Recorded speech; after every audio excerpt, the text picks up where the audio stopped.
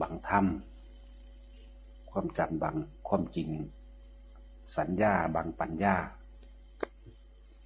พระพุทธรูปบังพระพุทธเจ้าหลายคน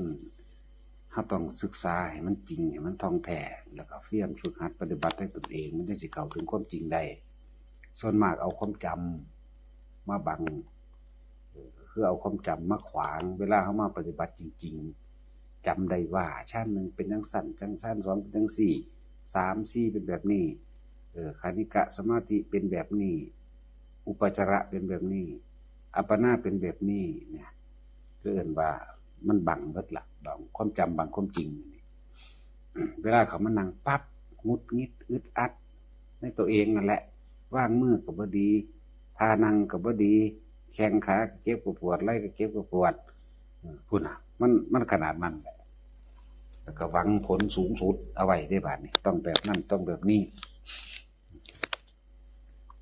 จึงบอกว่าคนเฮาเอาสัญญานั่นแหละมาปรุงมาแต่งไปมันเลยบังปัญญาสัญญาบังปัญญาเด้ทุกเรื่องเลยแหละบังความจริงในขณะที่แม้กระทั่งที่เจ้าของกำลังนั่งอยู่กับงุดงิดกับอึดอัดกับนั่งเทียบเอาได้นั่งคิดไปเทียบไปเทียบว่ามันเป็นแบบนั้นมันเป็นแบบนี้ไปนะ มันจะไปเข้าใจความจริงโดยคำว่าทุกข์โดยคำว่าอนิจจังทุกขังอนัตตาได้จังไดมันเลยบ่เข้าใจความจริงตัวนี้อีกอันหนึ่งโอ้หลายอย่างเราฝึกหัดศึกษาไป ถ้าฟังโดยดีน้อมจิตน้อมใจเรียกว่าถอดยศถอดหน้ากากถอดสิ่งที่ตัวเองยังหลงงมง่ายอยู่นั่นออกมาแล้วน้อมจิตเพื่อที่ฟังดีๆแล้วพิจารณาตามความเป็นจริงที่เจ้าของเป็นที่เจ้าของเป็นหยังเป็นทุกข์เป็นกังวลยึดในหลายๆอย่างสิได้ยินได้ฟังมายึดในข้อวัดมั่งยึดในสิได้ยินได้ฟังหรือยึดในหลักการต่างๆนานาสารพัดมั่งยึดลักษณะนั้นถ้าเฮาบ่ถอดความจริงหรือพยายามคำว่าจริงคือจริงที่ตัวเองยังบ่อาจสามารถพ้นทุกข์ได้นั่นแหละจริงตัวเองยังสงสัยอันนั้นมีอยู่จริงที่ตัวเองยังยึดบ่อาจว่างลงได้นั่นแหละ ทั้งว่าเฮาอยู่ในนี่ทุกคนที่มาปฏิบัติในนี่ให้ถอดมานะทิฏฐิออกให้ถอดยศถาบรรดาศักดิ์ออกเป็นพระก็คือกันบ่แม่นว่าพระดอกภิกษุทั้งหลายก็ให้ถอดพรรษาออกถอดออกเสีย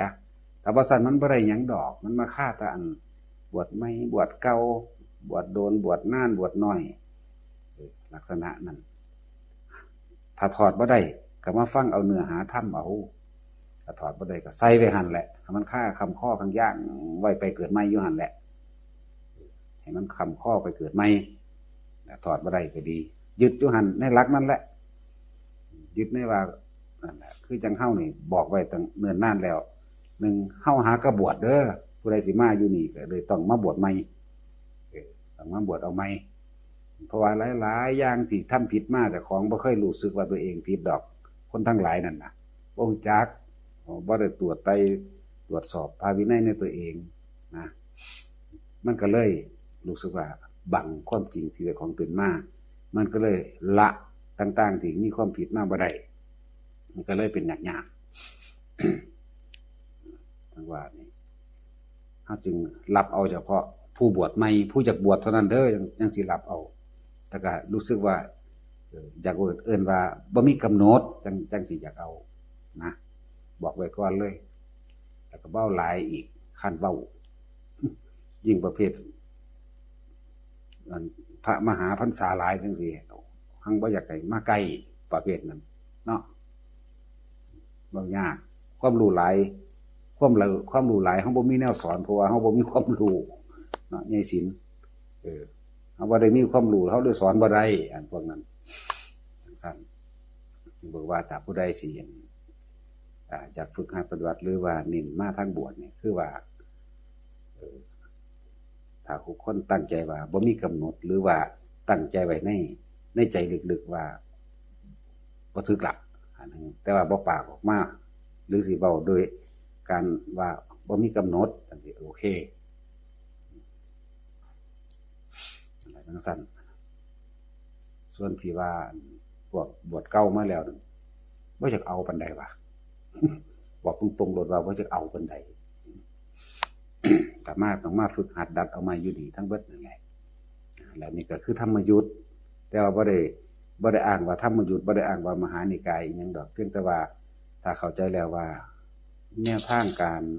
กระทำหรือปฏิบัติต่างๆมันอาจสิบ่ลงตัวกันบ่ลงรอยกันก็เลยว่าขอให้เฮ็ดไปตามระเบียบของมันระเบียบที่มันมีไว้แล้วเพื่อความอยู่เป็นอันหนึ่งเดียวกันหรือเอิ้นว่าเอาวินัยเป็นใหญ่เอาพระวินัยเป็นใหญ่ถ้าผู้ศีลมากอ่ะอยู่ที่นี่ก็คือว่าบ่ให้รับเงินและทองรับเอาผู้เดียวแต่เฮาผู้เว้าอยู่เดียวนี้มันผู้อื่นบ่ให้รับเจ็บไข้ได้ป่วยเฮาก็ดูแลกันไปในหั่นมีอยู่ดอกอันนี้จังซั่นนั่นนี่หรือดูการดูแลรักษากันสิมีอยู่เบิ่งกันตลอดล่ะเบิ่งดีก็ธรรมดาอีกแล้วกันนะเนาะนี่สินเนาะถ้ากับนี่สินแล้วพอนี่สินพาไปก็เล่าเข้าไปเว้ยก็บ่เนาะบ่ได้แล้วเนี่ยซึ่งมาบอกไว้ก่อนถ้าผู้ใดอยากมานี่คือว่าต้องละอายุซะตัดหัวถิ่มตั้งอยู่ได้ตัดหัวถิ่มอยู่บ่ได้ยากเป็นลักษณะนั้นต้องบอกไว้ว่าเฮาต้องการแต่คนใหม่ๆเท่านั้นแหละคนเก่านั่นบวชมานานแล้วมันพอสิรู้แล้วล่ะบรรลุแล้วหลายๆปานนั้นล่ะหมายถึงบวชโดนนะบรรลุแล้วนะเพราะเฮาหาก็บวชเฮาบ่บรรลุหยังนึงบ่รู้หยังนึงบอกไว้ก่อนว่าเอาเฉพาะอยากได้เฉพาะมาบวชเอาอยู่นี่นะ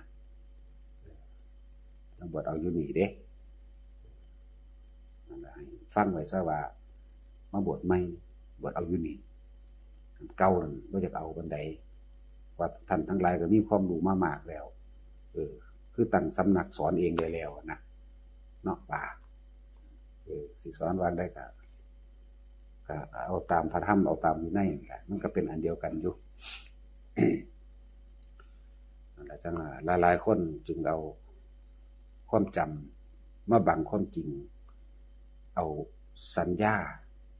มาบังปัญญาเนาะมันเลยบอกได้หยังบอกเลยว่าอยู่นี่ก็คือว่าเฮานี่บ่ได้เอาพรรษานึงบ่ได้หากฐินบ่ได้หาผ้าป่านะบ่ได้มาสนใจแนวมันนั้นการรับนิมนต์จังซี่ถ้ามีเหล้านิดนึงก็บ่ไปเข้าใจว่าล่ะจังว่าไปจังซั่นแหละอย่างนึงเฮาก็เว้าไว้ว่าเฮาบ่รับนิมนต์นั่นนี่พอสำนั้นแหละไปแล้วก็ดีเนาะภาษาเป็นยังเขาเป็นรับจ้างซื่อเนาะเป็นรับจ้างตัวบางได้ใส่ซ่องหน่อยเฮ้ยบ่คุ้มเลยว่าซั่นสิคุ้มแม่มึงหยัง300กว่าป๊าดโตไปนั่งวายอยู่ข้าวเดียวนึงแถมซ้ำว่าลัดๆเอาซ้ำว่าก็จักถูกบ่ถูกซ้ำเด้ในความจริงตรวจเบิ่งปั๊บโอ้ยบ่คุ้มเนาะว่าปานว่ามึงไปแบกของบักหามึงเอ้ยว่าเหมือนกันแต่ของจักสิเอาอีหยังแทนเขาได้ยังบ่รู้เรื่องเจ้าของเองอยู่ดิเนาะเข้าใจว่า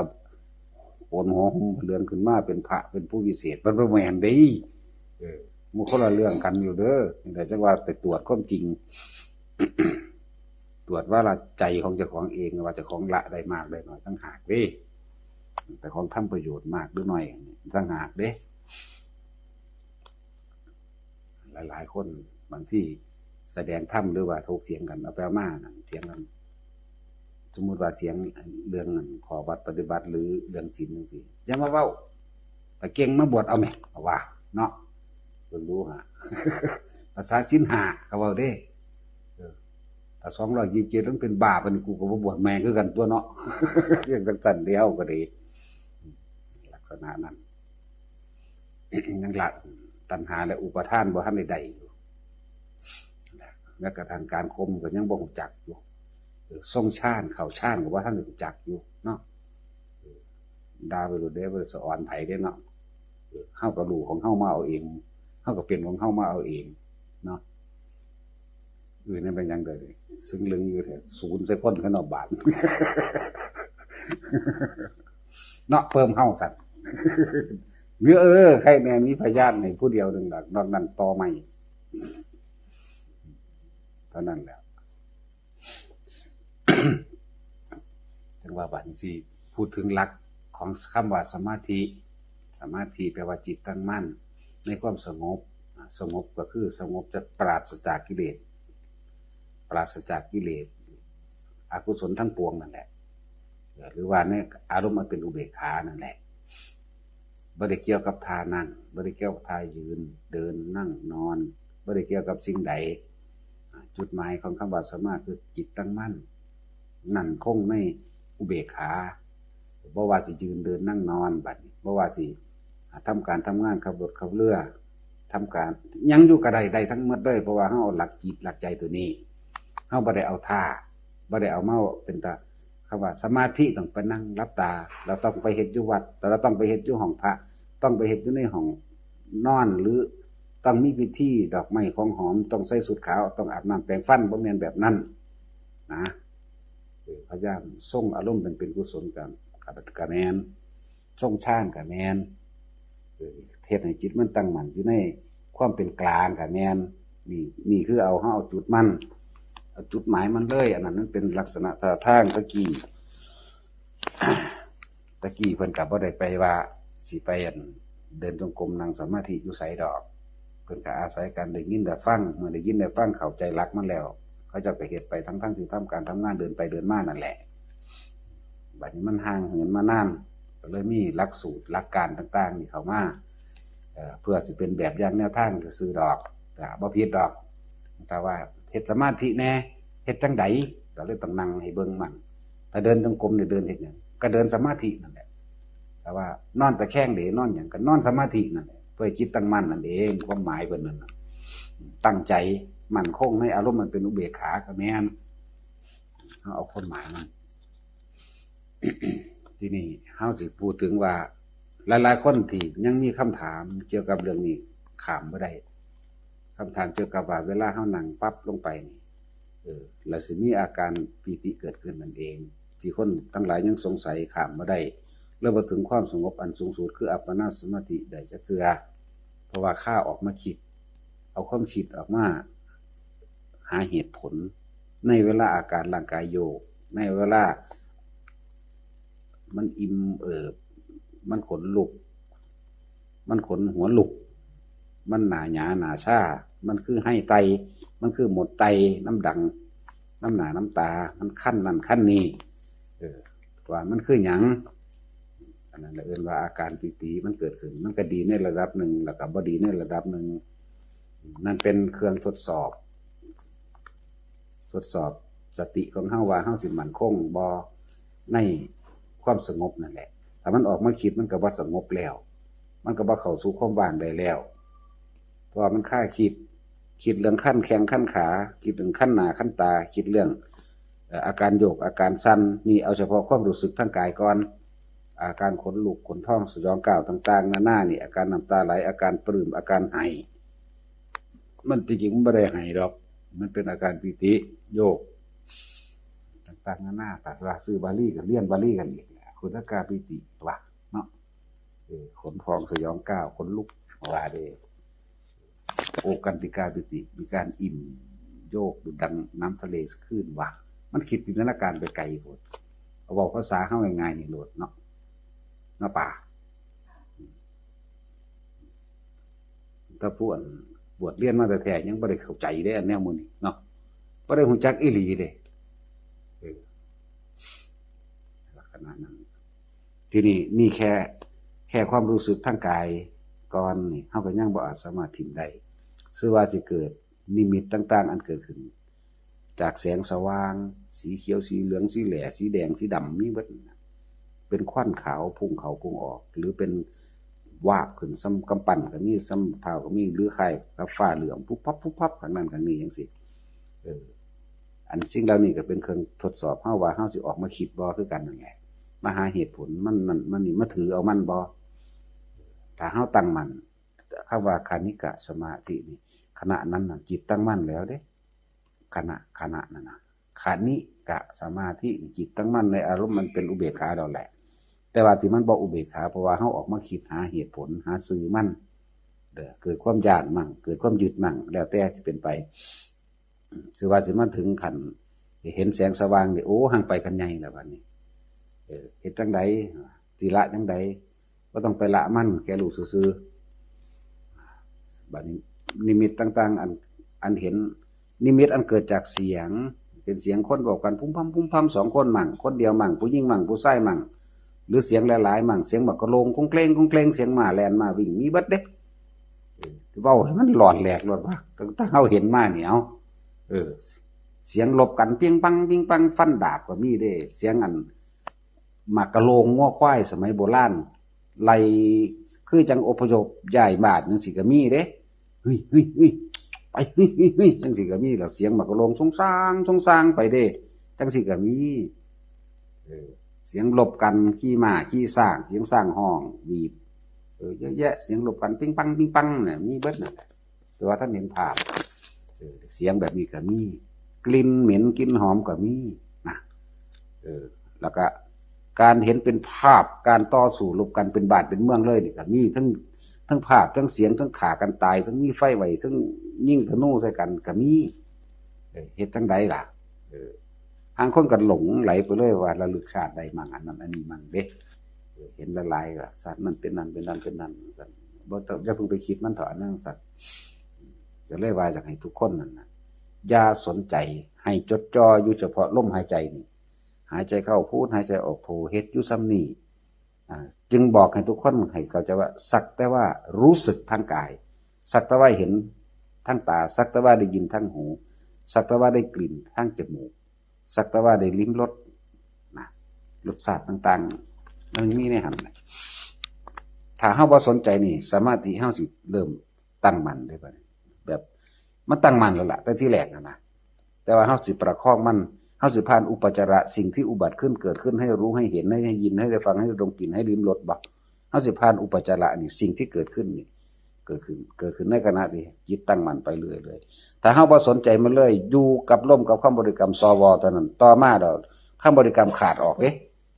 ขาดนี่มันขาดเอาเองได้บ่แม่นเฮาตั้งกำหนดให้มันขาดบ่แม่นเฮากลุ่มให้มันออกเศร้ากูบ่บริกรรมดอกกูสิเบิ่งแต่ลมบ่ได้แม่นแบบนั้นมันสิขาดออกเอาเองมันสิเศร้าไปเองต่อมาลมหายใจนี่ก็ค่อยสั่นเข้าได้บัดนี้เหลือสวอยู่ในหูดัง2อันนี่แหละสวเอาแปลว่าขาดพุทธไปอีกจังนึงพุทธคำว่าพุ่นนี่คือมันเผลอไปเองนั่นแหละนึกว่าจังสิเทียบวางได้ว่ามันเผลอไปเองมันสิเป็นแค่ว่าเป็นผู้มีสติคือสตินี่คือบ่เป็นตัวคนเด้เป็นอิหยังรู้อยู่ในความว่างอันหาประมาณบ่ได้เรียกว่าเอิ้นว่าอัปปนาสมาธินั่นเองอัปปะนี่แปลว่าประมาณไม่ได้เด้อัปปนาสมาธินั่นจิตตั้งมั่นในความว่างหรือที่เพิ่นว่ายังล่ะเป็นผู้มีสติรู้อยู่เป็นผู้มีสติรู้อยู่ในเอกคตารมณ์นั่นแหละจักสิเทียบว่าจังไดที่กี่มันรู้อยู่ในความว่างอันหาประมาณบ่ได้บางองค์เพิ่นก็ถ่ายทอดความรู้สึกตัวนั้นออกมาว่า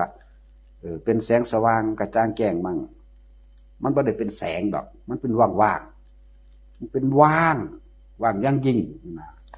นั่นมันอยู่หั่นบ่แม่นโตเฮาเบิ่งบ่แม่นโตบ่มีโตบ่มีตนบ่มีหยังแต่ว่าเป็นอีหยังที่รู้อยู่ซั่นๆซื่อๆน่ะเป็นคือจังจุดรู้ เฮาก็สิถ้าผู้ใดยินได้ฟังก็เอาไปเป็นสัญญาความจำล่ะบัดนี้ว่าเป็นจุดรู้จังซั่นจุดรู้จังซี่มันรู้อยู่ซื่อๆบ่มีโตดอกบ่มีจุดพร้อมกันนี่แหละจังว่ามันถ่ายทอดยากคือนั่นเนี่ยจังสิต้องไปเป็นเอาเองต้องเข้าไปรู้ได้เฉพาะเจ้าของเองมันจังสิเข้าใจจังสิว่ากูสิสื่อสารออกเป็นภาษาวางใดนะนั่นแหละจึงบอกว่าทุกอย่างนี่เป็นเครื่องทดสอบว่าเฮาสิวอกแวกเฮาสิคิดนั่นคิดนี่บ่นะคณิกะสมาธิอุปจารสมาธินะแล้วก็อัปปนาสมาธิเป็นผู้มีสติรู้อยู่ในความว่างอันหาประมาณไม่ได้เรียกว่าอุเบกขานั่นแหละเป็นว่าอุเบกขานั่นแหละอันหาประมาณบ่ได้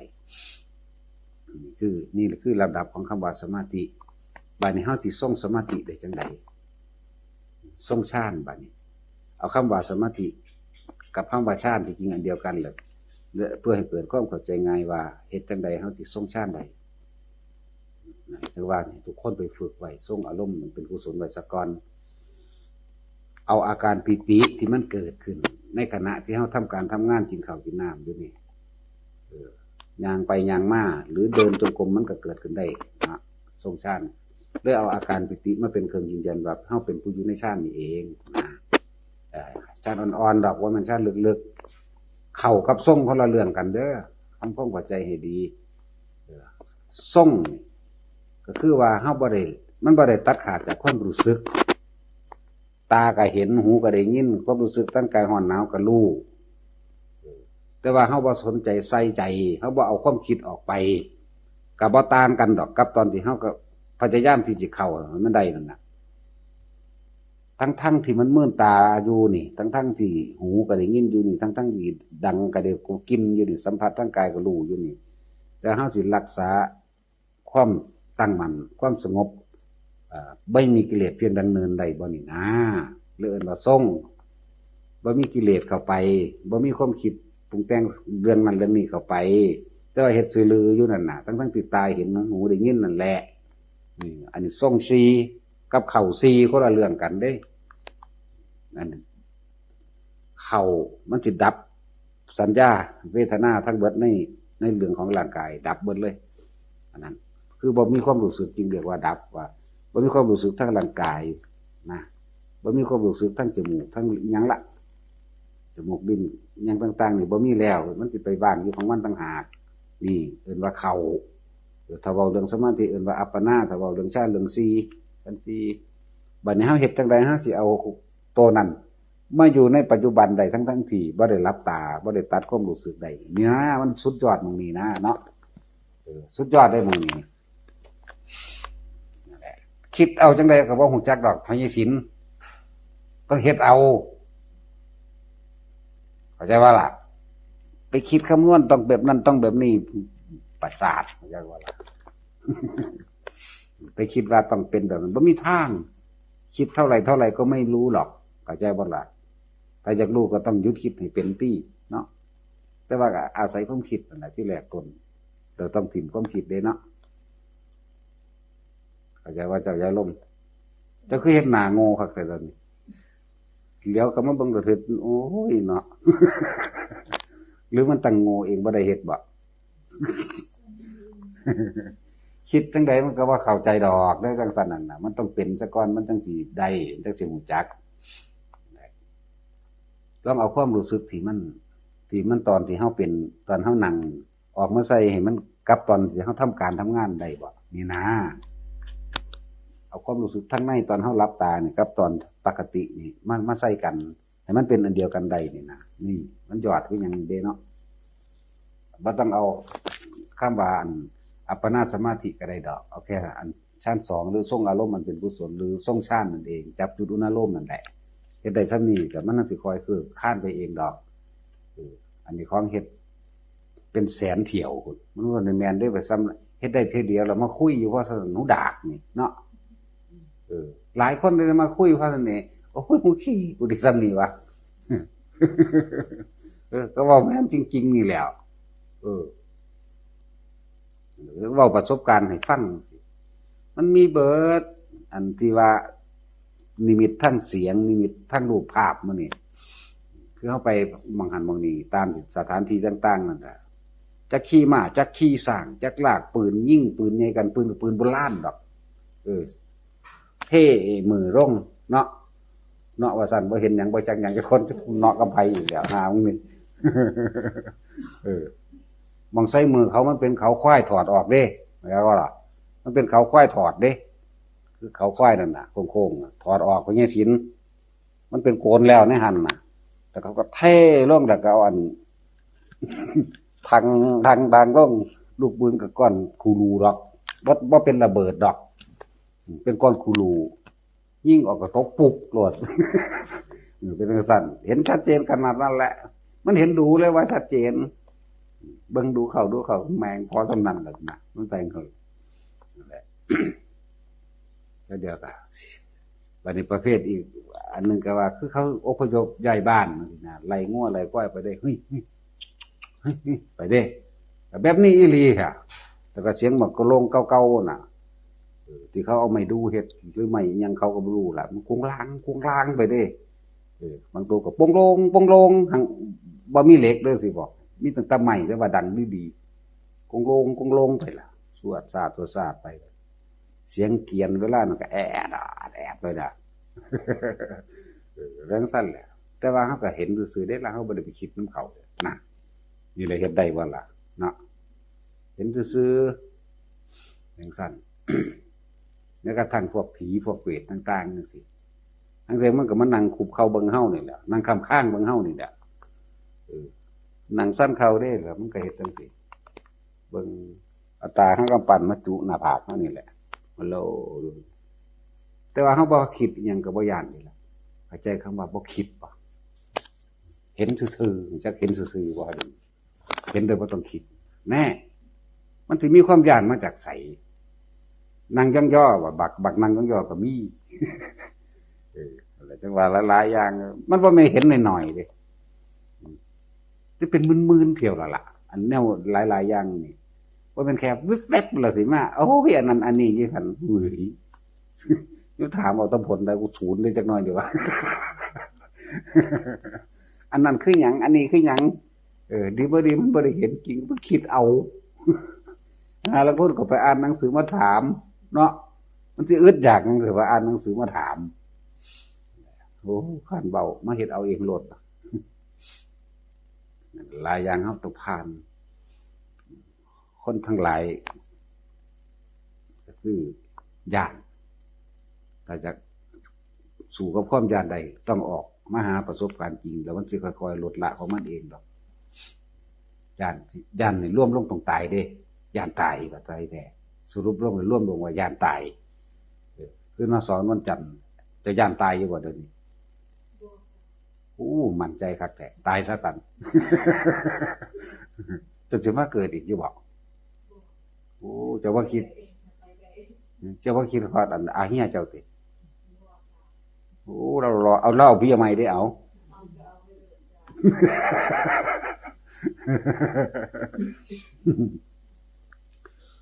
มันบ่ยากดอกแค่เฮาเห็นทุกข์สุดยอดแล้วในคำว่าเกิดเป็นหยังก็สร้างทุกข์เบิดเสมอกันเกิดเป็นหยังก็ทุกข์เจ็บไข้ได้ป่วยเสมอกันมีหยังก็มันแตกดับเสมอกันตายเสมอกันคิดอยู่จังซี่เรื่อยๆเนื่องๆล่ะมันก็นายเข้ามาในความรู้สึกเฮาเองดอก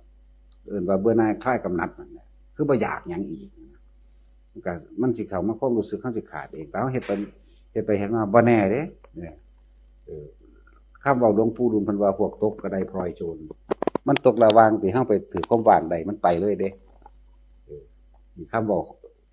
หลวงปู่เพิ่นว่าพวกตกกระไดพลอยโจรไปเยอะแยะอยู่นะเพิ่นว่าอันเพิ่นว่าเด้เฮาจำเพิ่นซื่อๆแต่ว่าเฮาว่าเองน่ะคือว่าในการดับความคิดใดในระหว่างตกระหว่างไปได้จริงๆจากคำว่าตกระหว่างนั้นตกสู่ความว่างบ่มีหยังเลยนิพพิทะนี่เอิ้นว่าดับชั่วขณะก็ยังมีเด้ดับความรู้สึกในอารมณ์ความปรารถนาใดๆทั้งปวงแต่ตกในระหว่างนั้นกับใจขาดก็ดีไปเลยนั่นจึงบอกให้ทุกคนส่งอารมณ์มันเป็นกุศลไว้ให้ดีแล้วก็คิดด้วยเรื่อยๆเกี่ยวกับความว่าจะเกิดนั่นแหละเกิดเป็นหยังกระทุกแมงเบิดเนี่ยว่าให้เจ้าของนั่นแหละได้เจ้าของนั่นแหละโคตรพ่อโคตรแม่อีดีคือตัณหาเจ้าของเองเด้พาเกิดแม่นบ่ล่ะอันคนทั้งหลายที่มารวมกันอยู่เดี๋ยวนี้นะเป็นการกระทำกรรมรวมกันเด้นั่นแหละผู้ที่พาเฮาเกิดจริงๆคือตัวเฮาเองสิบอกให้บ่ได้แม่นผู้อื่นตัณหาของเฮาเองเด้นี่แหละโคตรพ่อโคตรแม่นี่ชักว่านี่ละรากเหง้าเข้ามูลทั้งหมดของเสื้อการเกิดคือเจ้าของเองบ่ได้แม่นผู้อื่นอันนั้นการกระทำกรรมรวมกันเรามีกรรมเป็นเผ่าพันธุ์นั่นคือเฮาตอนนี้เฮ็ดกุศลกรรมรวมกันอยู่เนี่ยเอิ้นว่าเผ่าพันธุ์เอิ้นว่าต้องมาเป็นทายาทซึ่งกันและกันทายาทนั่นคือสิ่งที่ตัวเองทำไว้เด้ทำกันอันใดไว้บุญหรือบาปรับผลของกรรมนั้นสืบไปแต่ว่าอยากรับก็จะคิดตัวเนาะยากหยังวะเอาอะไรเพิ่มมันปวดเหี่ยวอีหายก็เลยเล่งกว่าออกบางอย่างเลยปวดเหี่ยว บ่ต้องมาโยนความผิด